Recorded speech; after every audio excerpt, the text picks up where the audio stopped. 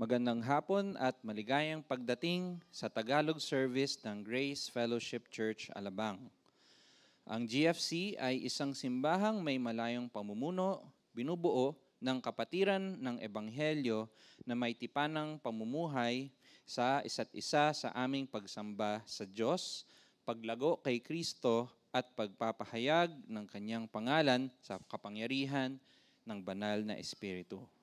Ang kapatiran ay pinangangalagaan ayon sa wastong paghawak ng Biblia at tradisyon ng pananampalatayang ibinigay ng minsan sa lahat ng mga banal.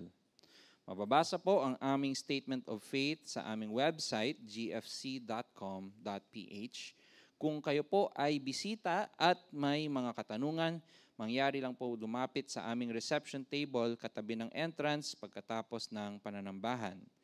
Kalulugod naming sagutin ang inyong katanungan. Ngayon hapon po, meron po tayong special guest na preacher, si Brother P.D. Legaspi, na kung hindi nyo pa po siya nakikilala, siya po ay ang anak ni Pastor Dennis. At ilang beses na rin po siya nag-guest speak dito sa GFC.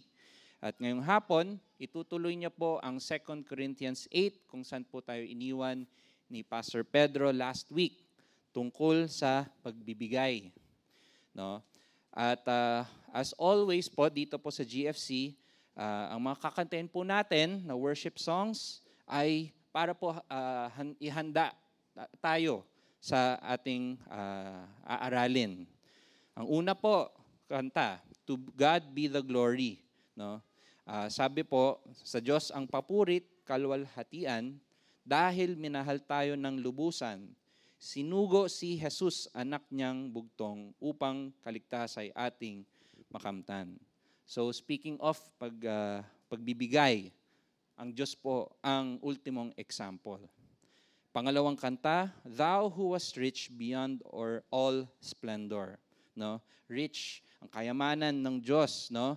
Na bumaba siya mula sa langit at naging tao. Yun po yung pinaka ultimate form of sacrifice, to die as man.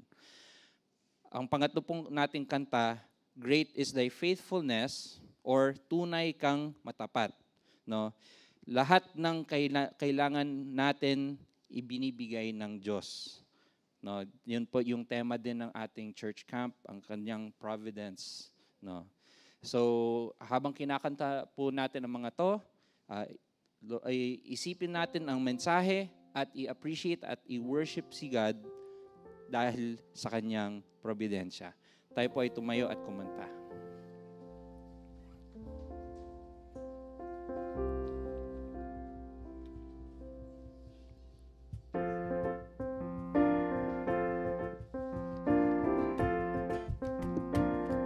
Let's sing. Sa Diyos ang papurit, kalwalhatian, dahil minahal tayo ng lubusan. Sinugo si Jesus, anak niyang bugtong, upang kaligtas ay ating makamtan. Diyos ay papurihan. Diyos ay papurihan, siya'y ating awitan. Diyos ay papurihan, tayo ay magdiwang. Purihin ang kanyang kadakilaan, na kay Jesus ating nararanasan.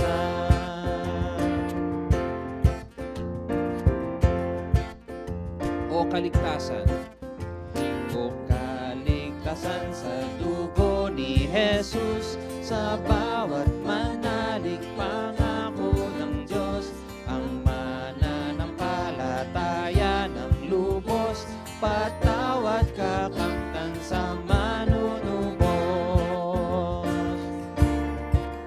Diyos ay papurihan, siya'y ating awitan. Diyos ay papurihan, tayo ay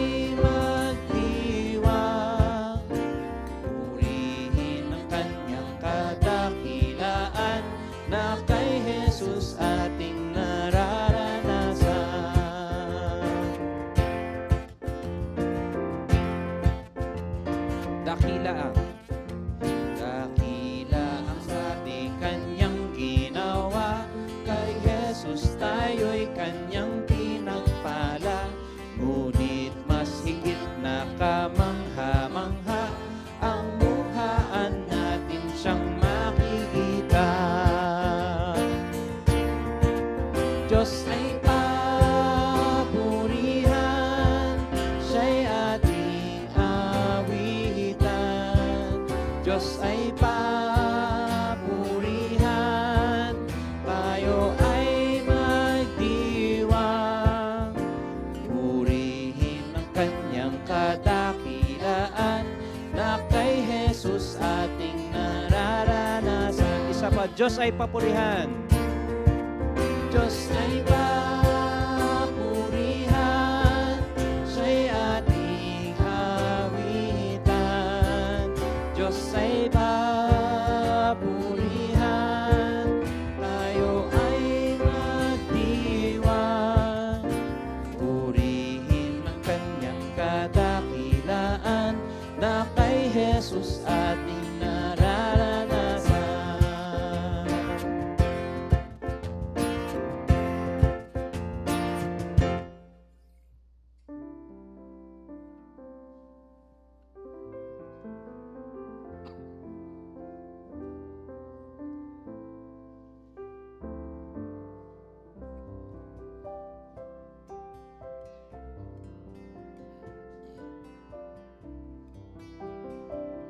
Let's sing. Thou who wast rich beyond all splendor, all for love's sake became as poor. Thrones for a manger did surrender, sapphire paved courts for stable floor. Thou who wast rich beyond all splendor, all for love's sake became as poor.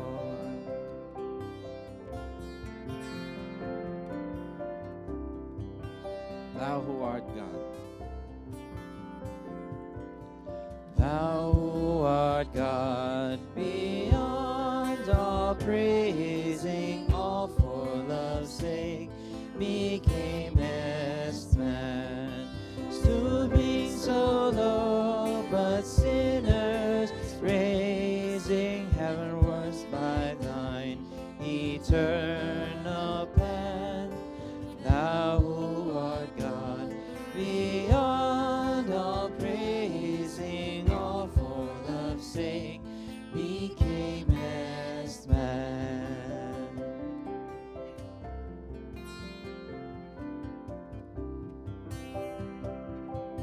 Last verse.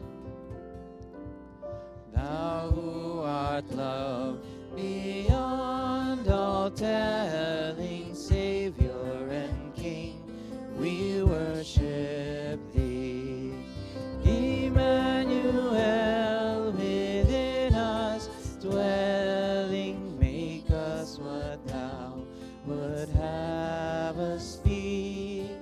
Thou who art love, beyond all telling, Savior and King, we worship thee.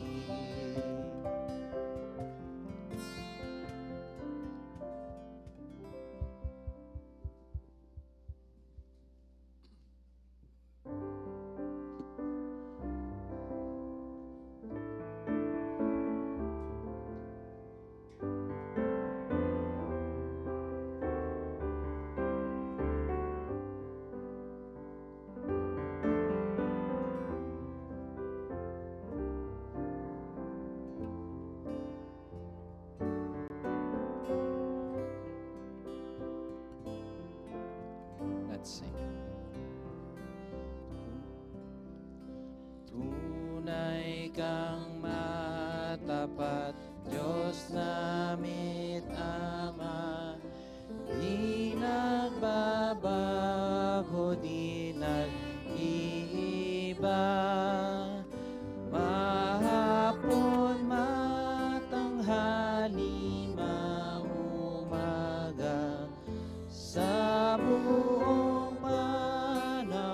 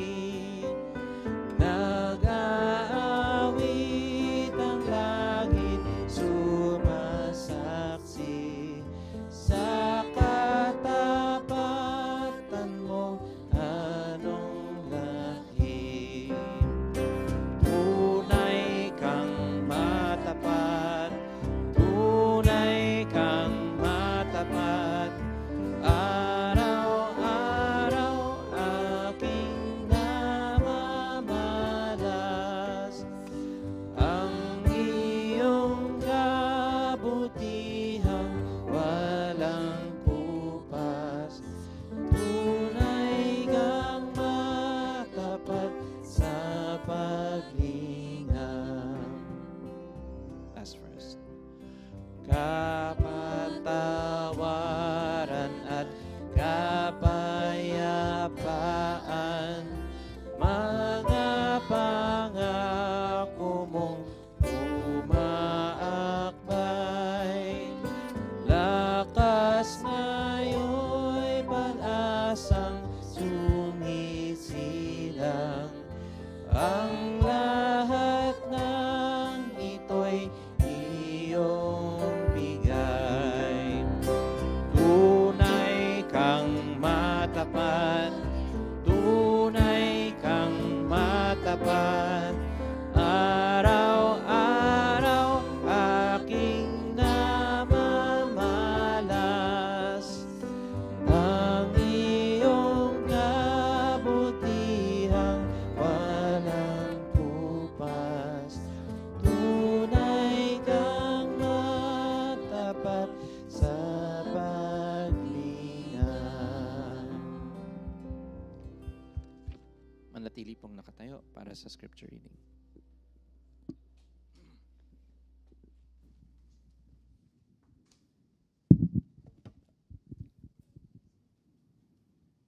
Exodo, mga kabanata 16, mga talatang 16 hanggang 18. At ito ang utos niya tungkol dyan. Bawat isa ay kukuha ng kailangan niya at ng mga kasama niya sa tolda. Kalahating salop bawat isang tao.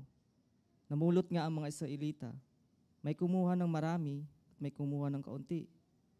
Ngunit ang takalin nila ang kanilang nakuha. Ang kumuha ng marami ay hindi lumabis, at ang kumuha ng kaunti ay hindi naman kinulang. Sapat lang sa kanila ang kanilang nakuha. Maaari na pong maupo para po sa panalangin.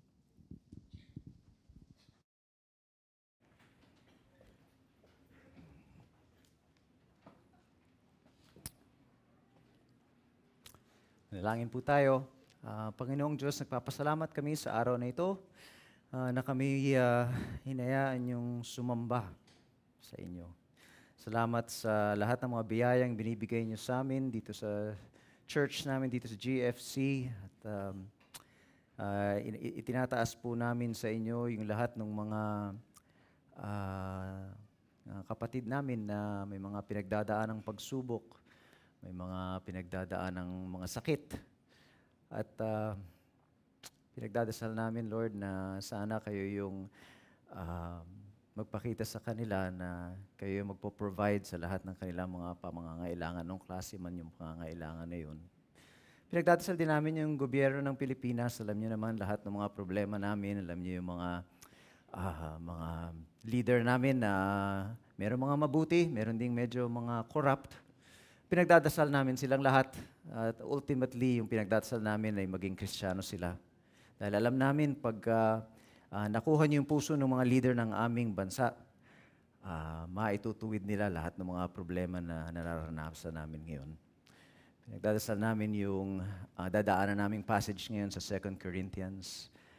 Tulungan niyo kami na makinabang sa salita ng Diyos habang inaaral namin today. Sa pangalan ni Jesus, Amen. Amen. Tumayo po tayo. Dun sa English service, nakalimutan kong basahin yung passage. So, siguraduhin kung hindi ko makakalimutan ngayon. So, pangalawang Korinto, chapter 8, verse 8 hanggang 15. So, verse 8. Hindi sa inuutusan ko kayo, sinasabi ko lamang sa inyo ang ginagawang pagtulong ng iba para subukin kung tunay ang inyong pagmamahal. Verse 9, sapagkat alam naman ninyo ang biyayang ipinakita ng ating Panginoong Hesukristo, na kahit mayaman siya ay nagpakadukha siya alang-alang sa atin, upang sa pamamagitan ng kanyang kahirapan ay maging mayaman tayo. Verse 10, kaya ito ang maipapayo ko sa inyo, makabubuti kung ipagpatuloy ninyo ang sinimulan ninyong pagbibigay nung nakaraang taon. Kayo ang unang nakaisip nito. Kayo rin ang unang nagsagawa. Verse 11, kaya ituloy nyo ito. Pagsikapan ninyong tapusin ang gawain na masigasig ninyong sinimulan. At magbigay kayo sa abot ng inyong makakaya. Verse 12, sapagkat kung kusang loob ang inyong pagbibigay, tatanggapin ng Diyos ang anumang makayanan ninyo. Di niya kayo pinagbibigay ng hindi ninyo kaya. Verse 13, hindi ko sinasabi na magbigay kayo upang guminhawa ang iba at kayo naman ang maghirap, kundi para magkaroon ng pagkakapantay-pantay. Verse 14, sa ngayon ay masagana kayo, kaya nararapat lamang na tulungan ninyo ang nangangailangan. Sa panahon na kayo naman ang mga ilangan at sila ang masagana, sila naman ang tutulong sa inyo. Sa gayon, magkakaroon nga ng pagkakapantay-pantay. And our last verse, verse 15. Ayon nga sa kasulatan, ang nagtipon ng marami ay hindi sumobra at ang nagtipon ng kaunti ay hindi naman hinulang. Maupo po tayo. Palain ang salita ng Diyos. Gandang hapon po. Ako po si PD. Ano po ako? Natutuwa ako tuwing narinig yung pangalan ni Pastor Pedro. Pedro din po ako. Paggalit po yung nanay ko sa akin, Pedro po ang tawag niya sa akin. Ako po si Pedro version 2. But yung title nung ating, kaya ako nabanggit yun kasi tuwan-tuwa ako nung binabasa ko to, sabi ko, usually ang pinakamahirap pong gawin yung maghanap ng title para dun sa sermon. Tapos nung naisip ko to, sabi ko lahat to nagsisimula sa P. So, mga prinsipyo ng Panginoon para sa pera. Masarap sabihin yun, mga prinsipyo ng Panginoon para sa pera. Yun po ang pag-uusapan natin ngayon. Yung chapter 8 at chapter 9, na malamang aabutin ng mga ilang linggo dito yun sa church natin, yung topic ng chapter 8 at chapter 9 ng pangalawang Korinto, lahat yun ay tungkol sa pagbibigay, and specifically pagbibigay ng pera. Hindi lang sa church, pero pagbibigay din ng pera dun sa mga nangangailangan. Medyo narinig nyo na yun sa passage na binasa natin kanina. And so, yun po ang ating topic. Pero bago po tayo magpunta dito sa 2 Corinthians chapter 8, gusto ko po sanang umpisahan parang intro dito sa ating passage sa 2 Corinthians, yung ilang verse sa Philippians, sa Filipos. Dahil feeling ko po yung Filipos kasi si JC nung nag-preach siya dun sa retreat, yung inumpasahan niya yung Philippians chapter 4 verse 11 tsaka verse 12, nababasahin ko po yun. Dun sa wala po to dun sa screen unless nilagay ni Ernie Lynn. Pero Philippians chapter 4, Filipos, babasahin ko po yung verse 11. Maganda yung verse 11, no? Pakinggan nyo na lang po, or kung gusto nyo, pumunta kayo din sa verse 11. So, Filipos chapter 4, verse 11. Hindi ko sinasabi ito, si Pablo po yung nagsasalita, no? Marami siyang pangangailangan eh. So, sabi niya dun sa mga taga-Filipos, na parang sinasabi niya kasi, maganda na tinulungan niyo ako, marami akong mga pangangailangan. Tapos sabi niya sa verse 11, chapter 4, verse 11, hindi ko sinasabi ito dahil nanghihingi ako ng tulong sa inyo. Sapagkat natutunan kong maging, sabi niya, kontento. Natutunan kong maging kontento anuman ang kalagayan ko. Yun po kasi yung topic dun sa retreat. Contentment, yung maging kontento. Sino po ba yung nakapunta dun sa retreat? Marami rin, no? Ako po, sa totoo lang, kaya kami umuwi dito sa Pilipinas para mag-attend ng retreat. Buti na lang, pinayagan po kami kahit hindi po kami actually taga-GFC. Pero salamat po na parang inampun nyo na rin po ako tsaka yung misis ko. Nag-enjoy po ako dun sa retreat kasi medyo nagsastruggle ako sa pagiging kontento sa buhay ko. Alam niyo po yung buhay ng Kristiyano, di ba? Up and down, minsan medyo okay kayo, minsan hindi. And so, malapit sa puso ko itong Filipos. Tinry ko nga memorizein yung buong book, yung buong libro ng Filipios, chapter 1, 2, 3, 4. Pero chapter 4 yung paborito ko. No? Medyo matanda na po ako, so karamihan dun sa mga memorize ko, hindi ko na maalala ngayon. Pero yung chapter 4, verse 11, at least sa English, na memorize ko, paulit-ulit ko po sinasabi sa sarili ko yun. And I think yung idea ng pagiging kontento, ano po yun eh, related po yun sa topic natin dito sa 2 Corinthians 8, dun sa pagbibigay.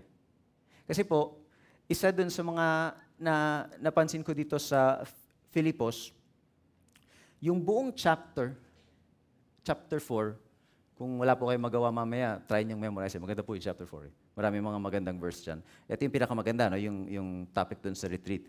Natutunan ko maging kontento anuman ang kalagayan ko.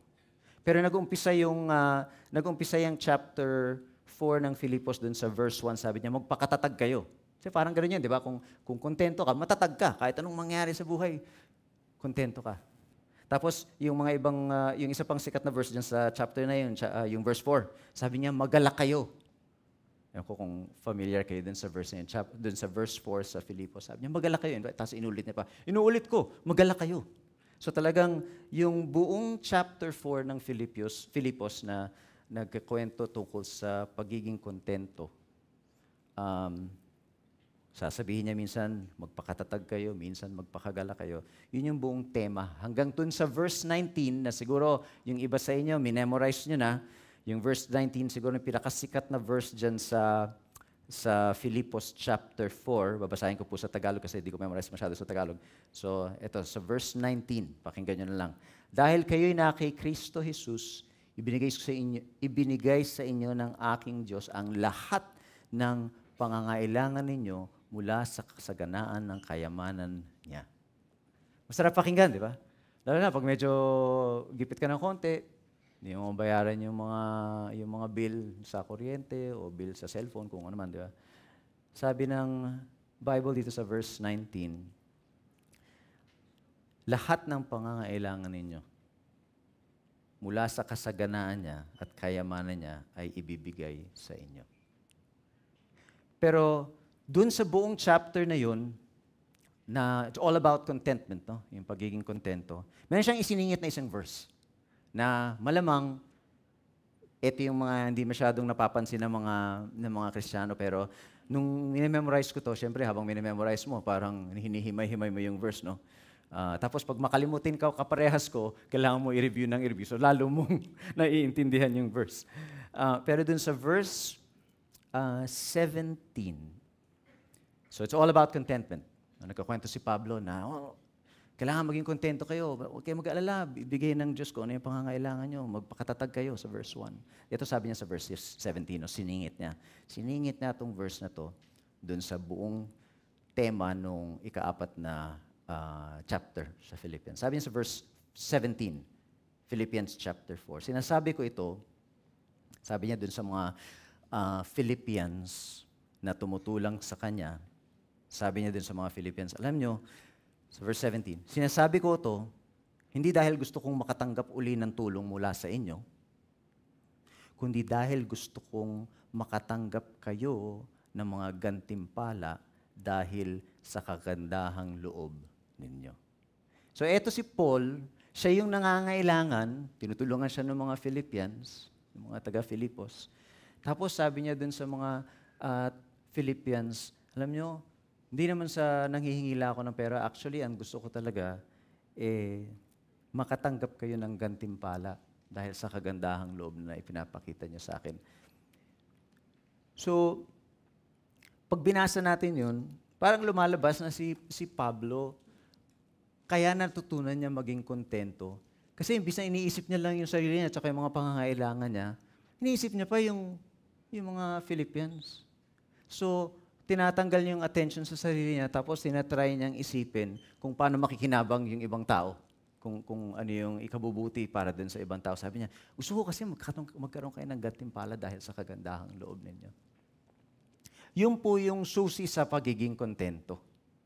Yung magbigay ka, imbis na kinakamkam mo lahat nung pwede mong ipuning pera para maibsan yung sarili mong pangangailangan. Dito sa Philippians chapter 4, parang siningit ni Pablo yung verse 17 para ipakita sa atin na, alam niyo kung bakit natutunan ko maging kontento? Kasi iniisip ko magbigay sa ibang tao. Iniisip ko yung kapakanan nila, imbis na yung sarili ko. Doon siya natutong maging kontento. Doon siya natuto. So yung dadaanan natin dito sa mga susunod na linggo, sa chapter 8 at chapter 9, actually hindi lang siya tungkol sa pagbibigay, no? Yung chapter 8 at chapter 9, yung tema niya dito, tungkol sa pagbibigay sa church, pagbibigay din sa mga pangangailangan ng mga ibang tao, actually, isa yan dun sa mga susi para maging kontento tayo sa buhay natin. Kaya importante siya.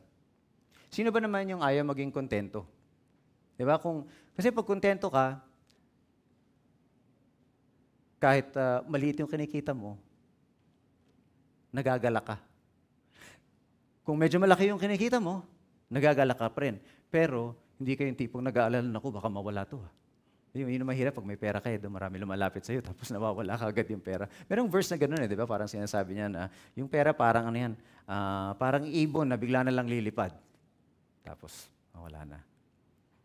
Pero ang chapter 8 at chapter 9 ng 2 Corinthians, directly related siya sa pagiging kontento. So tama-tama to, parang continuation to nung retreat na pinuntahan natin. Kung hindi kayo nakapunta, ang assignment nyo, memorize niyo yung chapter 4 ng Philippians. Yun po yung yung verse na inumpisahan ni JC. It's very good verse. It's a good verse. Makakatulong po yun sa inyo.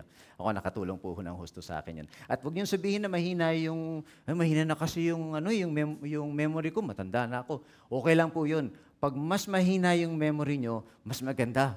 Kasi kailangan yung i-review pa ulit-ulit. Mamaya di nyo na-realize, parang parang na-absorb nyo na yung prinsipyo ng pagiging kontento. So, punta po tayo sa unang punto ng 2 Corinthians chapter 8. Verse 8 and verse 9. Basahin po natin. Ito po yung unang punto natin. Yung punto na ito yung pagbibigay na ang motibo o motivasyon, motibo na lang, motibo. Ang motibo ay pag-ibig. Tingnan po natin, no? So, tinatry inganyahin ni Paul na magbigay yung mga taga-Korinto.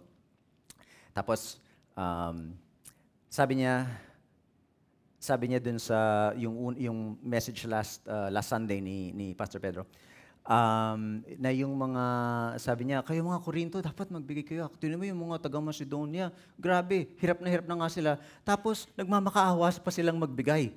No, kung naalala niyo yung verse na yun dun sa previous message. So sabi niya ngayon dito sa kanila, verse 8, sahin natin, verse 8 and verse 9. 2 Corinthians, hindi sa inuutusan ko kayo, sinasabi ko lamang sa inyo, ang ginagawang pagtulong ng iba, yung mga taga-Macedonia, sinasabi ko lang sa inyo yung ginagawang pagtulong ng iba para subukin kung tunay ang inyong pagmamahal. Gusto ko yung umpisa ng niya, no? Para imagine mo, yung umpisa niya dito sa passage na to, hindi ko kayo inuutusan, ha? Hindi ko kayo pinipilit. Pero sabi niya, kung tutulong kayo, tumulong kayo na ang motibo niyo ay pag-ibig, pagmamahal. Sabi niya, sinusubukan ko lang kung ginagawang pagtulong ng iba para subukin kung tunay ang inyong pagmamahal. And then, binanggit na yung ultimate example, yung pinakamagandang halimbawa ng pagbibigay na ang motibo ay pag-ibig. Sino pa ba yun? Si Jesucristo. No? Sabi niya sa verse 9, sapagkat alam ninyo, verse 9, naman ninyo ang biyayang ipinakita ng ating Panginoong Jesucristo na kahit mayaman siya, nagpakadukha siya, alang-alang sa atin, upang sa pamamagitan ng kanyang kahirapan ay maging mayaman tayo. Yun ang pag-ibig. Di ba? Yung talagang naghirap si Jesus para lang sa atin. Imagine mo si Jesucristo na kasama niya yung Panginoong Ama, 'di ba? Tapos naisip na pababain ko kaya yung anak ko dito sa mundo para maranasan niya yung hirap nitong mga nandito sa mundo.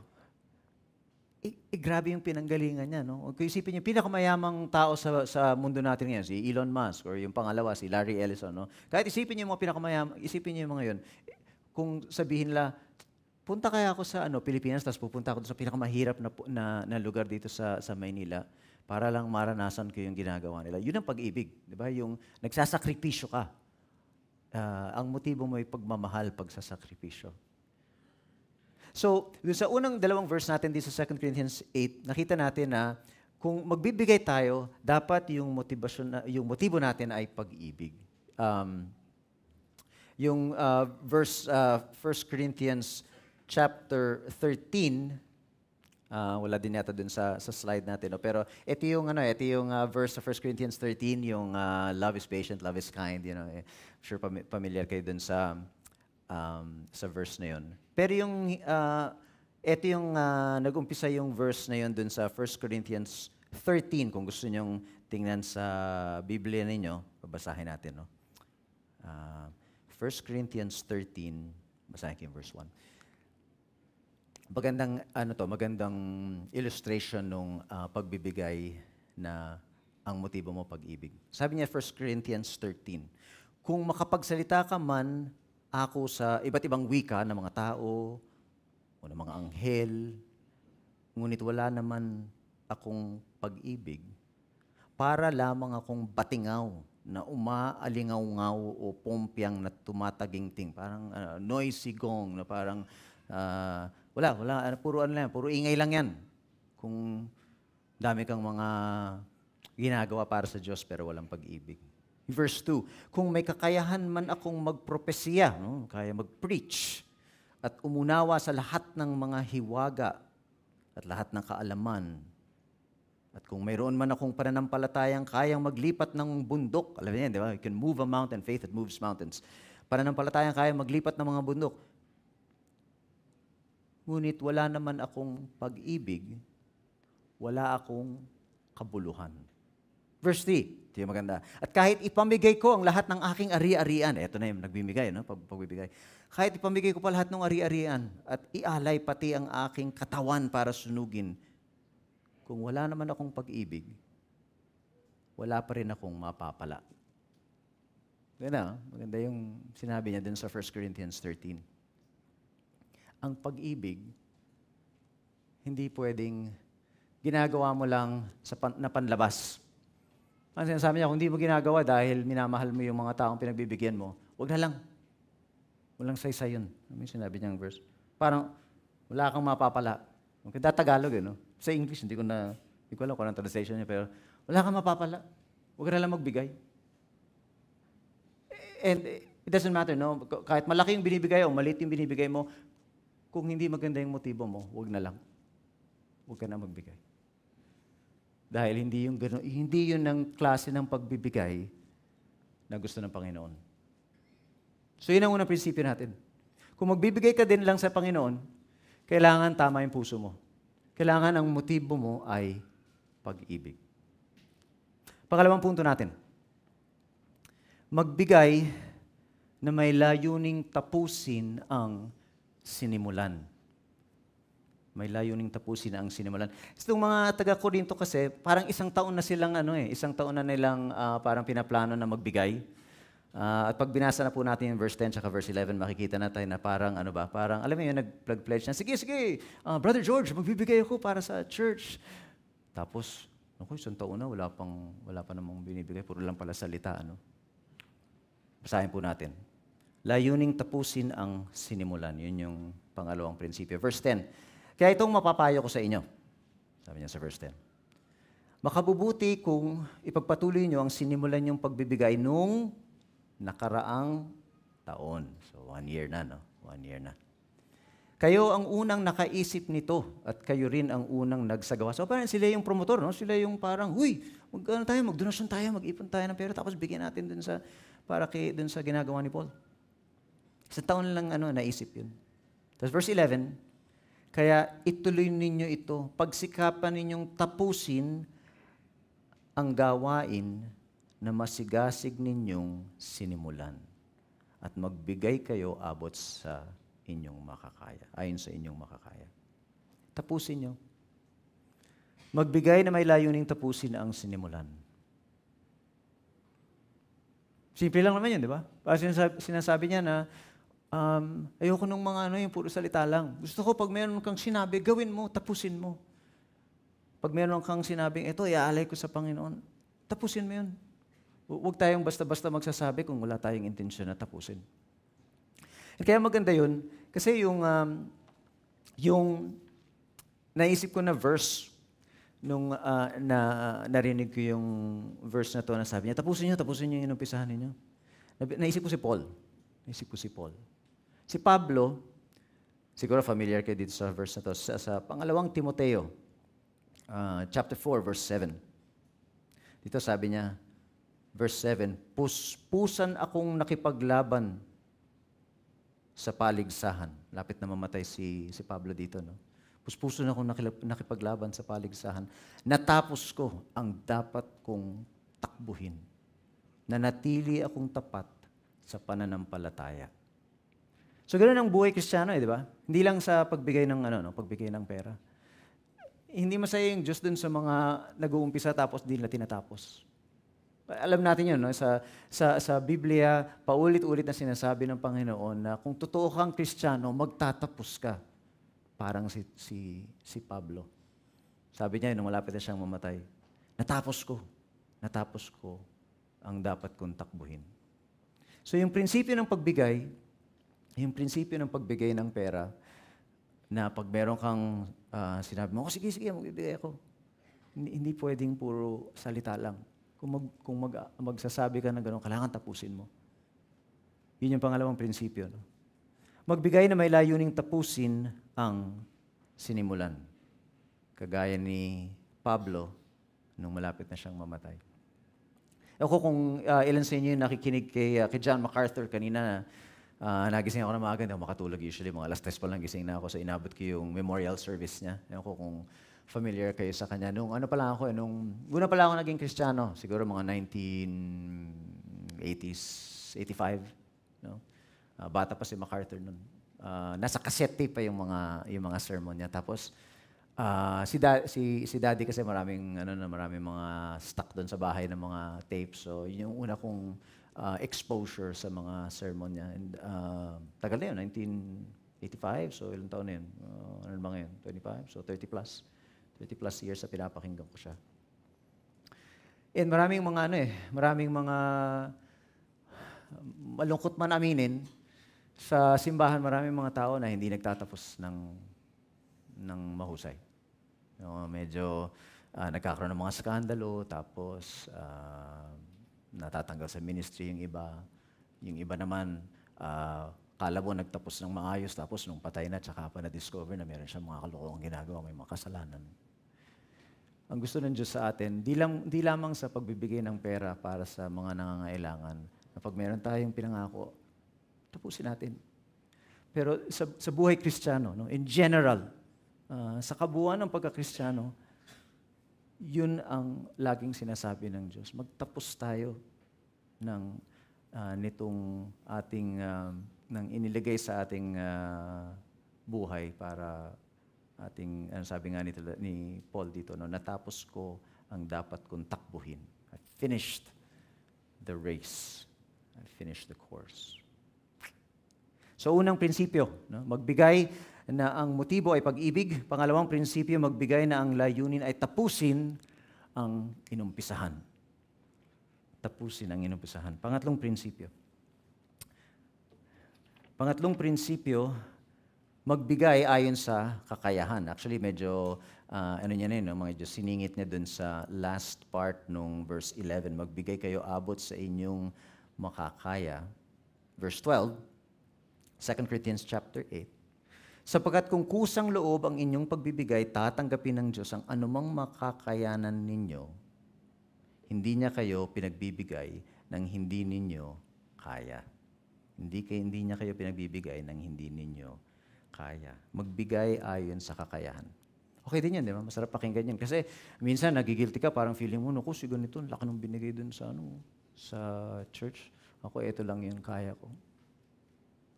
Okay lang yun. Okay lang yun. Sabi ng Diyos, hindi naman importante sa akin yung kung gaano kalaki yung binigay mo. Sa totoo lang, hindi naman kailangan ng Diyos yung pera natin. Aminin natin, di ba? May verse dun sa Haggai, sabi niya, akin naman lahat yan. Akin yung mga pilak, akin yung mga tanso, o kung ano mga kayamanan natin dito. Ang gusto lang ng Diyos, kung ano yung ibinigay niya sa inyo, magbigay kayo ayon sa kung ano yung kayamanang in-entrust niya sa inyo. So kung meron kang malaking kinikita, alam ko, usually sasabihin lang, magbigay ka 10%. 10% magbibigay ka sa simbahan. Eh kung sobrang laki ng kita mo, parang walang kwenta yung 10% sa inyo. No? Parang barya lang yan. At kung konti lang yung kinikita mo, di naman kailangan magbigay ng 10%. Ang importante kung ano yung nasa puso mo, yun ang iyong ibigay. Isa din sa mga verse na nabanggit ni Pastor Pedro ng isang linggo, din sa, tingnan natin, yun sa pangalawang Korinto, dun sa chapter 8, verse 4. Pangalawang Korinto, chapter 8, verse 4. Sabi niya, sapagkat sila na mismo ang paulit-ulit na nakiusap sa amin na bigyan sila ng pagkakataong makatulong sa mga mananampalataya. Ito yung mga naghihirap na mga taga-Macedonia. Tapos sila pa yung talagang nagpupumilit na kung pwede makapagbigay sila. Medyo iba din ito mga to. Pero yung isa sa mga verse na binanggit last week ni Pastor Pedro, yung 2 Corinthians chapter 9, verse 7. So ito yung sa mga susunod na linggo makikita natin. Sabi sa chapter 9, verse 7, ang bawat isa sa inyo ay magbigay ng ayon sa sariling kapasyahan. Sa sariling kapasyahan. Nang walang pag-aatubili at hindi sapilitan. So hindi po pilitan tong pagbibigay sa Diyos. So dahil mahal ng Diyos ang mga nagbibigay ng may kagalakan. So ayon sa iyong abilidad at hindi po pilitan to. Hindi po tama yung mga church na parang pagpasok nyo sa pinto, parang, brother, kulang yung binigay mo nung isang linggo. Wala pong checklist dito, walang ganun. Ang importante dito, kung ano po yung nasa puso nyo. Yun po yung sinasabi din sa 2 Corinthians chapter 9, verse 7 na matututunan po natin sa mga susunod na linggo. So yun po yung pangatlong prinsipyo, magbigay ayon sa kakayahan. Meron pong verse din sa 1 Corinthians chapter 12, verse 4 to 7. So pwede niyo puntahan yun. 1 Corinthians chapter 12. Maganda yung sa church natin na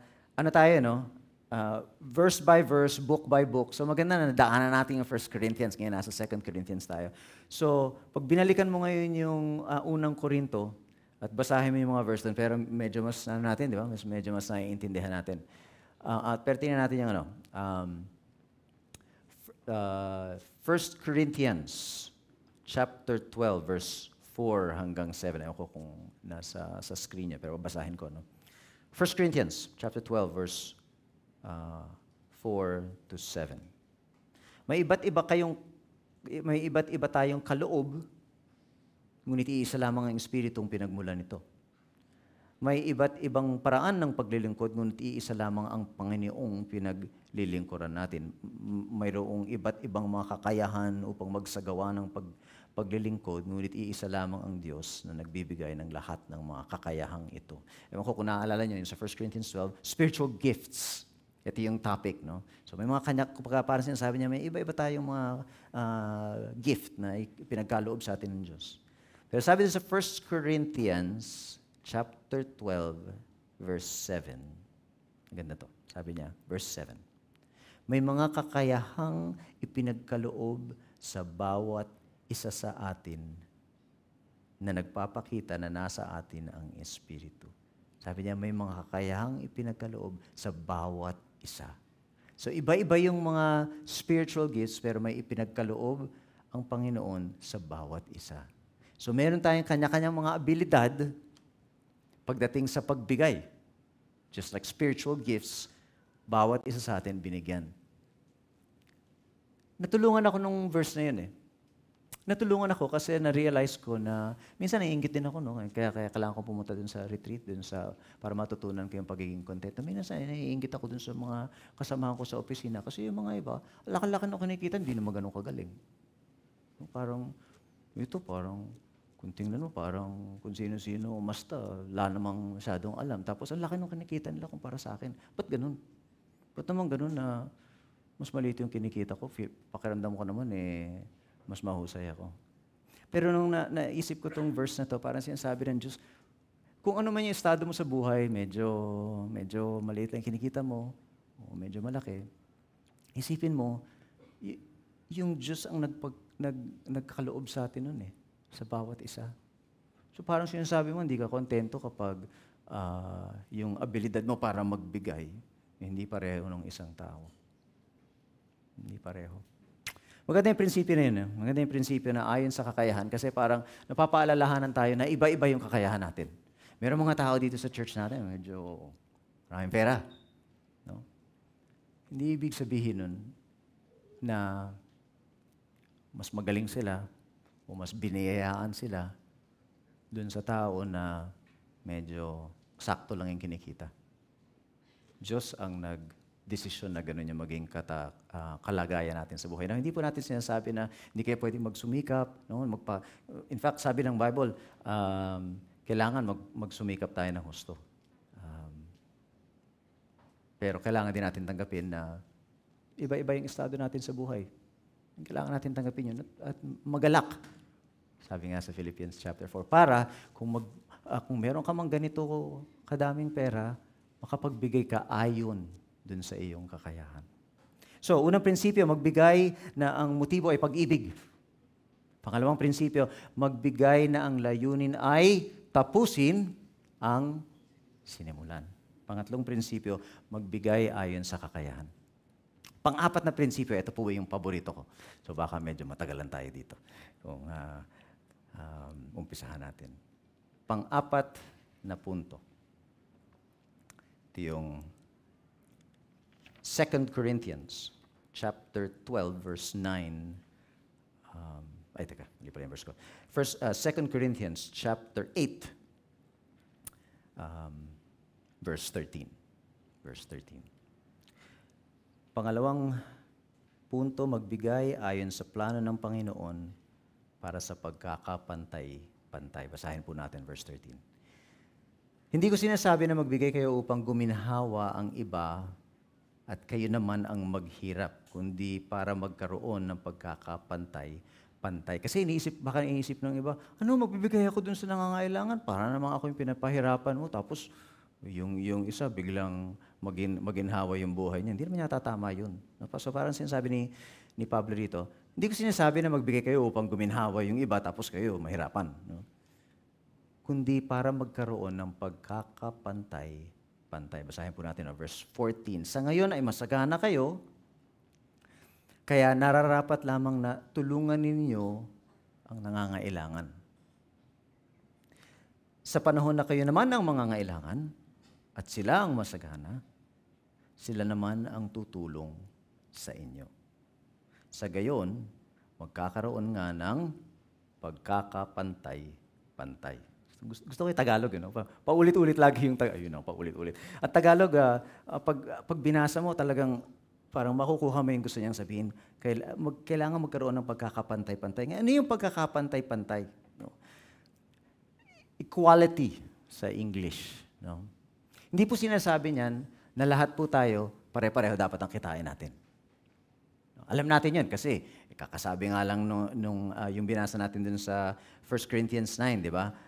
Na kailangan kung magbigay ka na galing sa puso. Wala pong pilitan. So hindi po ito yung bibigay niyo lahat ng pera niyo sa gobyerno, tapos sabihin ng gobyerno, Pastor George, ikaw, ito ang kitain mo araw-araw. Tapos si Pastor Dennis, pareho ang kikitain mo. Walang lamangan. Hindi po ganun yun. Alam natin yan, di ba? Binasa natin. In fact, yun ang binanggit ni Pastor Pedro last week, dun sa mga taga-Macedonia na sila pa nga, sinabi niya, hirap nga sila pero sila pa itong nagpupumilit na bigyan sila ng pagkakataong magbigay. So alam nating walang parang dinivide-divide yung pera. Alam natin na mahirap sila tapos sa kanila kusang nanggagaling na gusto nilang magbigay. So alam natin hindi po yung pagkakapantay-pantay na tinutukoy ng Diyos. Pero tinutukoy niyang pagkakapantay-pantay sinasabi niya na kahit papano ito yung plano ng Diyos para matugunan yung mga pangangailangan ng mga tao na medyo naghihirap. No? Parang sinasabi niya na hindi man pinipilit yung pagbibigay, ang plano ng Diyos, pag medyo maginhawa ka, no? In English, you're in abundance. Huwag mo naman kalimutan yung kapwa mo. Lalo na pag kasama natin dito sa church, sa GFC. Lalo na pag meron kang nakitang nagkataon, nanalo ka ng loto, ayun, nanalo ka ng sweepstakes. Ewan ko. Basta kung medyo nagkaroon ka ng nasustentuhan ka sa opisina, no? Enjoyin mo yung pera mo. Hindi naman pipilitin sa iyo na, kailangan yan, kalahati niya, bigay mo sa church. Hindi naman ganun yan eh. Pero kailangan nasa isip natin na pag may binigay sa atin yung Panginoon, yung plano niya talaga actually na tingnan naman natin kung sino yung pwede nating matulungan. Maraming nag-iisip na tala yung mga politiko sa mga Amerika, gusto nila, how do we address poverty? Ayan, paano natin gagawa ng solusyon yung mga mahihirap sa mundo? Meron silang mga kanya-kanyang idea, no? Generally, it's either communism na pilitan pare-pareho or socialism, which is another form of communism, mas lang na konti, mas magaan na version. Pero ang plano ng Diyos, kusang loob na pagbibigay. Kusang loob para magkaroon ng pagkakapantay-pantay sa mundo. Wala, di ba? Kung isipin nyo, wala talaga magiging mahirap kung gano'n ang pag-iisip natin. Na hindi ka pipilitin, pero kusang loob mong gagawin na pag meron kang nabiyayaan ka ng konti, teka, paano ko ba matutulungan yung kapwa ko? Hindi po niya sinasabi na hindi mo pwedeng enjoyin yung pera mo. No, ba, may gano'n, nagka-bonus ka sa opisina. Uy, gusto ko libre ng pizza yung mga anak ko. Bihira kami makakain sa labas. Medyo nakakuha ko ng konting umento sa trabaho. Pero hindi, nagigilty ako, wag na lang. Pamibigay ko na lang dun sa mga nangangailangan. Hindi po sinasabi na hindi mo pwedeng ma-enjoy yung pera mo. In fact, basahin po natin yung isang verse sa 2 Timothy. 2 Timothy. Pangalawang Timoteo. Chapter 6. Verse 17 to 19. Hindi po natin kailangan mag-guilty pagka meron tayong konting biyaya tapos gusto nating ma-enjoy naman ng konti. Did I say 2 Timothy? 1 Timothy. 1 Timothy, chapter 6. 1 Timothy 6:17. Sabi nito, verse 17, sabihan mo yung mga mayayaman sa mundong ito na huwag silang maging mayabang. Tigilan na yan, porque diba maraming pera ka, hindi naman pwedeng magmayabang. Huwag sila maging mayabang o umasa sa kayamanan nilang madaling mawala. Ganun ang pera eh. Yabang mo, akala mo mayaman ka ngayon. Tingnan natin, di mo alam kung saan mapupunta yan. Tapos sabi niya, sa halip umasa sila sa Diyos na nagkakaloob sa atin ng lahat ng bagay na ikasisiya natin. Binibigyan na tayo ng mga bagay para masiyahan tayo. Okay lang yun. But the next verse 18, sabi niya, turuan mo silang gumawa ng mabuti, maging mayaman sa mabuting gawa at mapagbigay at matulungin sa kapwa. So hindi po ibig sabihin ng equality, ng pagkakapantay-pantay, na magigilty ka pag merong ibinigay sa iyo yung Diyos. Enjoyin mo yun, kasama yun sa binigay ng Diyos, kasama sa plano ng Diyos yun, na ma-enjoy mo yung kung ano man yung binigay niya sa inyo. Yung iba sa atin, medyo marami-rami yung ibinigay, so pwede mong enjoy. Yung iba, medyo konti lang, sige, bumili ka ng fishbowl dun sa kanto, di ba? Kung yun lang kaya mong enjoy, okay lang yun. Okay lang yun. Huwag kang mag-guilty. Merong isa pang verse na maganda sa Filipos ulit, no? Sa Filipos, na-memorize ko. Chapter 2, verse 4 sa Filipos. Maganda ito. Huwag lang ang sarili ninyong kapakanan ang isipin nyo, kundi ang kapakanan din ng ibang tao, ng iba. Pero ang sinabi niya, huwag lang sarili mo. In other words, okay lang yun. Okay lang na intindihin mo yung sarili mo, yung pamilya mo. Pero huwag lang yung sarili mo. Kailangan isipin din natin yung kapakanan ng ibang tao. Yun ang plano ng Diyos para sa pagkakapantay-pantay.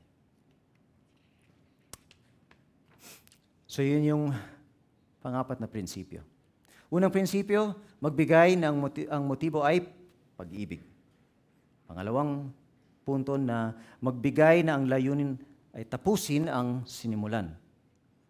Pangatlong punto, magbigay ayon sa kakayahan, yung sarili mong abilidad, kung ano yung binigay sa iyo ng Diyos. At yung huling punto, magbigay ayon sa plano ng Panginoon para sa pagkakapantay-pantay. Puro pidil pala yun, yung pang-apat na punto. Magbigay ayon sa plano ng Panginoon para sa pagkakapantay-pantay. So, gusto ko pong mag-close dun sa isang verse sa Lucas. Luke. Ay, teka. Nakalimutan ko din tong verse na to dun sa ano. Nakalimutan ko din basahin sa English service. Babasahin ko ngayon. So, yung huling verse, no? Verse 15. Sa ano to? Ito yung binasang verse kanina sa Exodus chapter 6. Alam niyo po yung story. Karamihan sa atin, alam natin yung story nung mana, no, di ba? Nandun sila sa disyerto, tapos araw-araw kailangan silang umalis para pulutin yung mana. Huwag kukuha na masyadong marami kasi masisira lang yun. But araw-araw kailangan nilang gawin yan. Quoted here in verse 15. Sabi niya, ayon nga sa kasulatan, galing sa Exodus to, no? Ayon sa kasulatan, ang nagtipon ng marami ay hindi sumobra at ang nagtipon ng kaunti ay hindi naman kinulang. Galing, di ba? Yung storya nung mana, yun yung magandang illustration ng pagkakapantay-pantay. Kasi parang sinabi niya na, yung isa, medyo mas malaki siguro malaki yung kamandag niya, so marami siyang nakuha, di ba? Tapos yung isa, bata lang, konti lang nakuha. Pero in the end, sabi niya, yung mga nagtipon ng marami, hindi sumobra. Yung nagtipon ng kaunti, hindi siya kinulang. And doon una, hindi ko alam kung paano interpretin itong verse na to. No? Akala ko, ano ba yun? Miracle ba yun? No? Parang, kasi ang dapat kinukuha lang parang mga kalahating galon lang. No? Yun yung omer. Kung ano yung translation sa Tagalog. Pero kalahating galon, nakuha ka ng mana, kalahating galon. Pag kumuha ka, akala ko nung una, pag kumuha ka ng isang buong galon, tapos umuwi ka, pag uwi mo, kalahating galon na lang. Kala ko miracle, no? Tapos pag kumuha ka nung siguro mga konti lang, biglang pag uwi mo, kalahating galon, eksakto. Pero dahil ni-reference nito, no, ginamit niyang illustration ng pagkakapantay-pantay na ang prinsipyo, pag meron kang medyo marami, bigyan mo ng konti yung nangangailangan, tapos naging pantay-pantay. Di ba? So I think yung point na dito is, and I think yung sa MacArthur Study Bible, ito rin yung sinabi niya, na yung storya ng mana sa disyerto, yun yung ultimate illustration ng pagkakapantay-pantay. Medyo kung marami, anak, medyo kulang yata yung kinuha mo. Ito, bigyan kita ng konti. Tapos, after a while, lahat ng mga pangangailangan nila na natugunan. So, in closing, pumunta po tayo sa Lucas chapter 3. Lucas chapter 3. Babasahin po natin verse 8 to 14. Nung si John the Baptist at si Jesus nagsimula nung ministry nila, no, isa sa mga lagi nilang sinasabi sa Mateo chapter 3 verse 3, sabi ni John the Baptist, magsisi kayo, talikurin yung inyong mga kasalanan. Tapos nung si Jesus nagsimula na mag-preach sa Mateo chapter 4 verse 17, ganun din yung linya ni Jesus. No? Sabi niya, magsisi kayo sa inyong mga kasalanan at magbalik loob kayo sa Diyos. Sa Lucas chapter 3 verse 8 to 14, siguro natakot yung mga tao na sabi kasi nila ni Jesus sa ni John the Baptist, magsisi kayo, kundi magbalik loob kayo kasi kung di nyo ginawa yan, may mangyayari sa inyo. Basahin po natin yung verse 8, Lucas chapter 3, verse 8 to 14 in closing. Sabi ni John the Baptist, kung totoong nagsisisi kayo sa inyong mga kasalanan, patunayan nyo sa inyong mga gawa. Huwag niyo sabihin na dahil ninuno niyo si Abraham ay hindi kayo mapaparusahan sapagkat sinasabi ko sa inyo, makakalikha ang Diyos ng mga anak ni Abraham kahit sa mga bato na to. Verse 9, ngayon pa lang ay nakaamba na ang palakol na puputol sa ugat ng mga puno. Ang mga punong hindi namumunga ay mabuti ay puputulin at itatapon sa apoy. Very graphic, no? Medyo nakakatakot pakinggan, no? Imagine mo si John the Baptist. Andiyan na yung palakol. Pag hindi kayo nagsisi, etong sa inyo. Parang gano'n yung sinasabi niya. So tinanong ng mga tao, teka, makatakot naman yung sinasabi ni John the Baptist. Ano ba ibig sabihin? Ano ba kailangan namin gawin? Gusto namin magsisi. Ano ba kailangan namin gawin? So yung unang grupo, verse 11. Sa verse 11, actually verse 10, ito yung unang grupo. Tinanong nila kay John the Baptist. Verse 10, tinanong ng mga tao si Juan, ano ngayon ang dapat namin gawin? Gusto namin magsisi, ano ba dapat namin gawin? Tapos verse 11, sumagot si John the Baptist, sumagot siya, kung mayroon kayong 2 damit, ibigay ninyo ang isa sa taong walang damit. At kung may pagkain kayo, magbigay kayo sa mga walang makain. In other words, yung kayamanan nila, no, yung kanilang resources, kung meron kang extrang damit, may nangangailangan, bigay mo yung isa. Pag meron kang may pagkain, tapos may isa nagugutom, bigay mo yung pagkain. So, sinasabi niya na, ito yung totoong bunga ng totoong pagsisisi. May pangalawang grupo, verse 12. May mga dumating din na maniningil ng buwis, BIR, taga-BIR, no? Kumakatok sa mga BIR, kakatukin ka sa pinto mo. Kung ikaw si John the Baptist, sabi ng mga taga-BIR sa verse 12, may mga dumiting na may mga naniningil ng buwis upang magpabaptist mo. Tapos sabi nila kay John the Baptist, Guro, kami yun, anong dapat namin gawin? Ano po dapat namin gawin? Anong sinagot ni Juan sa verse 13? Huwag kayong maningil ng higit sa iniutos sa inyo. Kasi yung time na yun, yung mga taga-BIR, ang style nila, maniningil sila, no? Tapos, ito kailangan ng gobyerno, so ito kailangan mo. Pero pwede nilang patungan. Tapos yung ipapatong nila, kanila na yun. So, medyo parang familiar yung ganong style, no? So sabi ni John the Baptist sa kanila, gusto niyo magsisi ng mga kasalanan niyo? Sabi niya dito sa verse 13, huwag kayong maningil ng higit sa inutos sa inyo. Huwag kayong maningil ng higit sa inutos sa inyo. May pangatlong grupo, verse 14. Mga sundalo naman. Mga sundalo, so yung mga militar. May mga sundalo, verse 14, na nagtanong sa kanya, kay John the Baptist, kami naman po, ano naman dapat namin gawin? Sumagot si John the Baptist, huwag kayong, ano sabi niya? Mangingikil. Filipino, huwag kayong mangingikil. Kanino man. O magparatang ng hindi totoo para lang magkapera. So, ano ba yun? Kutong ba tawag doon? Kinukutungan nila yung mga tao, di ba? Huwag kayong mangikil o magparatang para lang magkapera. Tapos anong sabi niya? Makontento kayo sa mga sahod ninyo. Bakit? Kasi bakit ba kung pasensya na ho kayo kung sundalo kayo po. Pero yung mga corrupt na sundalo, no? Bakit ba sila nangingikil? Kasi lit-lit ng sweldo ko. So dapat naman parang benefit ko to, no? Pwede akong mangikil ng konti para dumami ng konti yung sahod ko. Makontento daw kayo. 3 grupo tinatanong, ano ba talaga yung tunay na yung bunga ng totoong pagsisisi sa kasalanan? Imbis na sabihin niya, ay, alam mo, ang totoong fruit na nagrepent kayo, na totoong Kristiyano kayo, pag yung, halimbawa, nagsasubmit kayo sa mister nyo. Yan. Or kung ikaw yung lalaki dun sa relationship, tapos dapat maganda yung trato mo sa misis mo. Mahalin mo, parang siya. Pwedeng yun yung sinagot niya. No? Or pwedeng sabihin niya, kung totoo ka, yung totoong bunga ng pagsisisi ay hindi ka nagmumura or hindi ka nagsisigarilyo. Ano naman. Pero ano yung sinagot niya? Doon sa 3 grupo, sa bawat isang grupo na yun, yung sagot niya laging merong kinalaman sa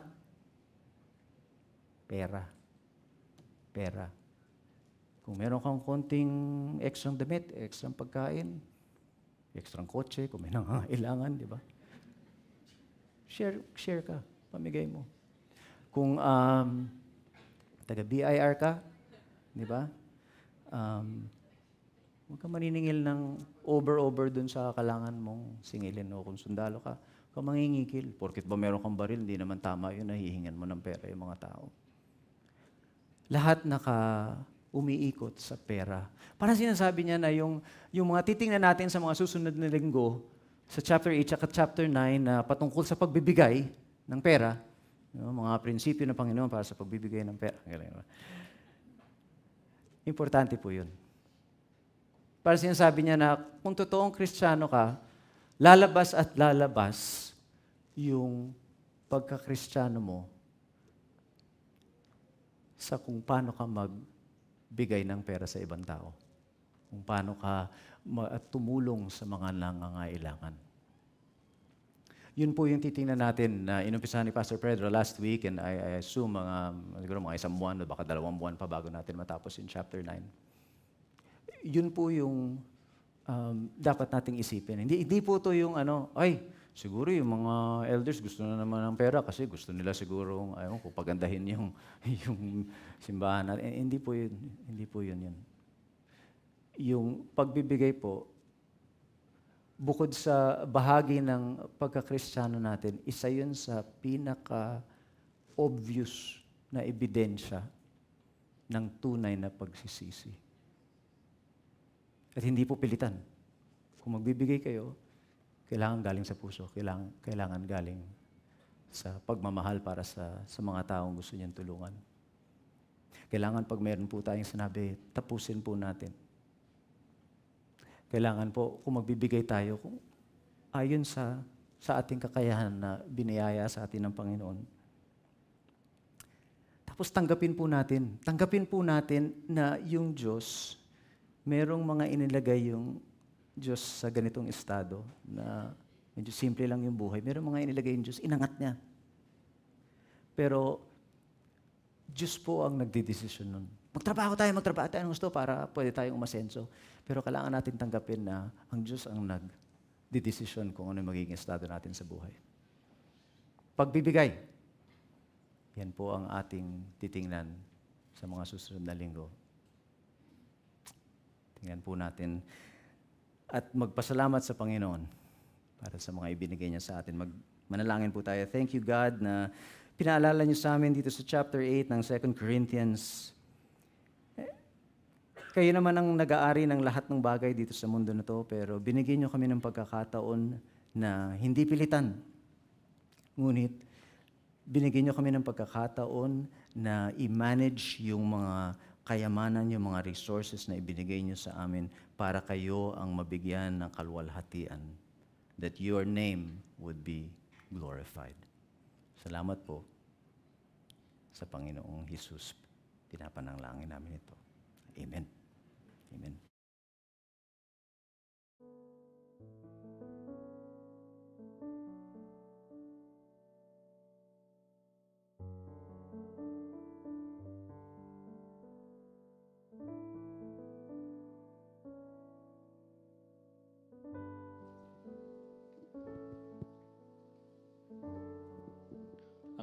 Ang pagbibigay ay dapat nasa wastong ugali at ang lahat po ng biyaya natin ay nanggagaling sa Panginoon. Kaya po ang response song po natin ay galing sa Psalm 23. The Lord is my shepherd, I'll not want. Ang focus po dapat natin lahat ay ang Panginoon na nagbibigay ng lahat ng biyaya. Tayo po ay tumayo.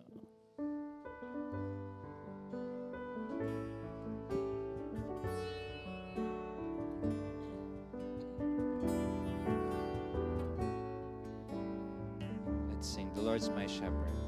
The Lord's my shepherd, I'll not want.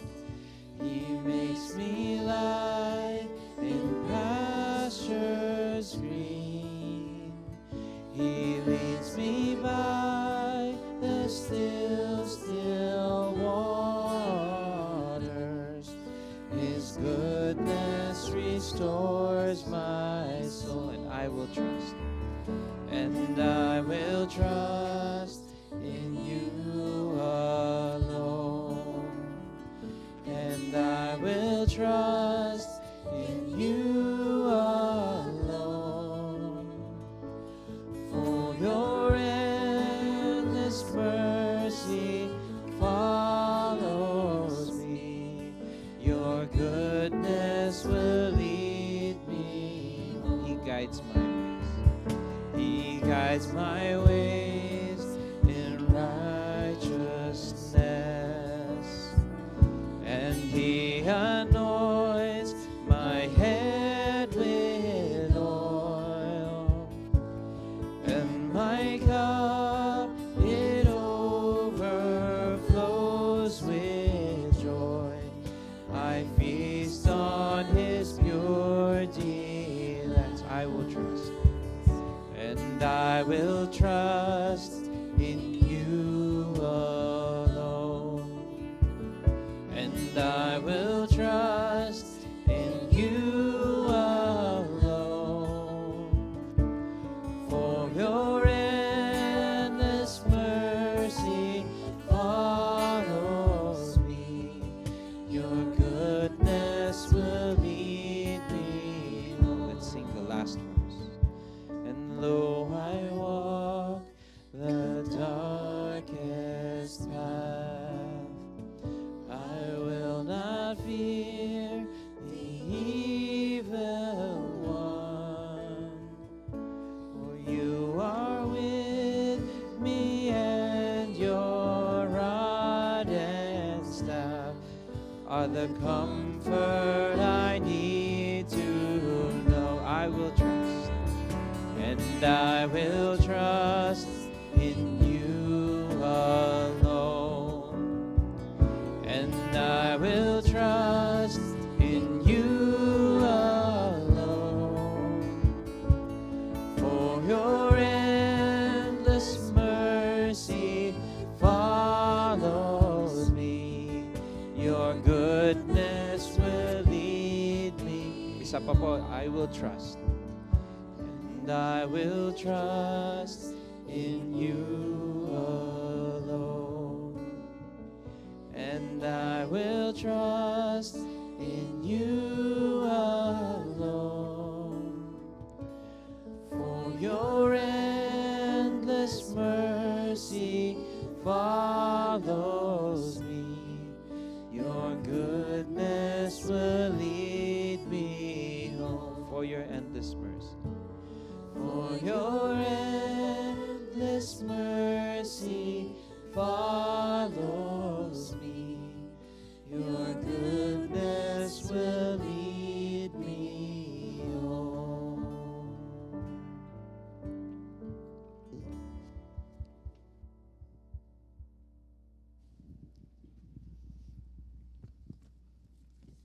Salamat muli, PD, sa tapat na pangaral ng salita ng Diyos.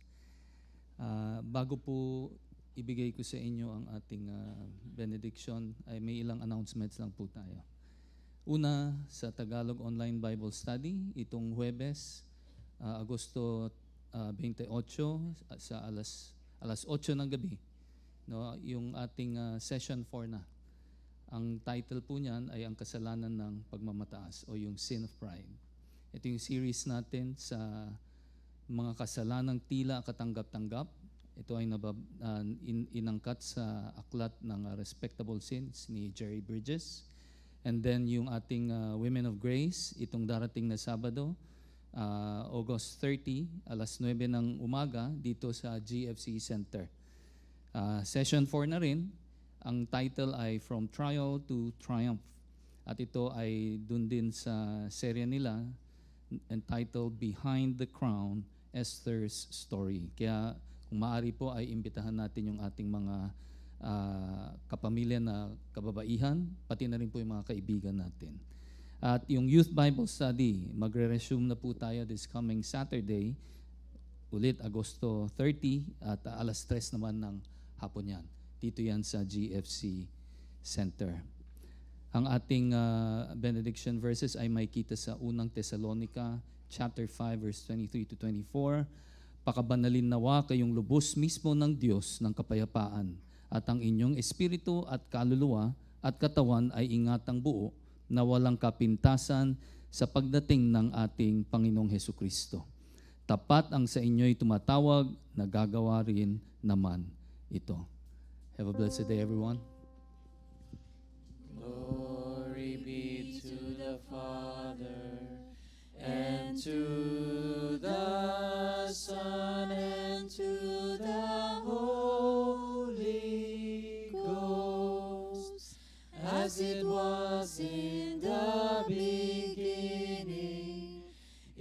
is now and ever shall be, world without end. Amen. Amen. Pagpalain nawa tayong lahat.